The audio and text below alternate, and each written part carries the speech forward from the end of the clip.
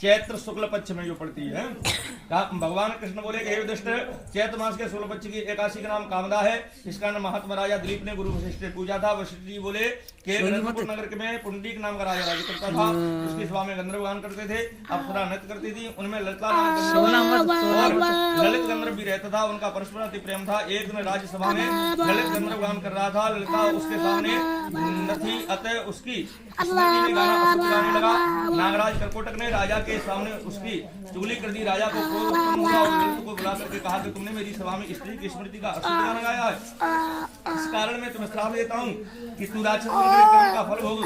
कुंडली के श्राप से ललित राक्षस हो गया था। उसे भोजन मिलना मुश्किल हो गया, भूख से दुखी हो गया। उसकी स्त्री ललिता ने जब यह सुना तो वन में उसके पीछे विचरने लगी। उस वन में श्रृंगी ऋषि का आश्रम था। ललिता ने मुनि के शरण में जाकर के पति के उद्धार का उपाय पूछा।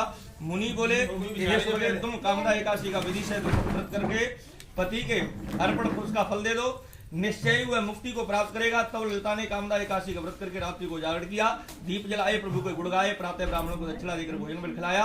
ब्राह्मणों के सामने व्रत का पति के प्रति अर्पण करके संकल्प कर दिया।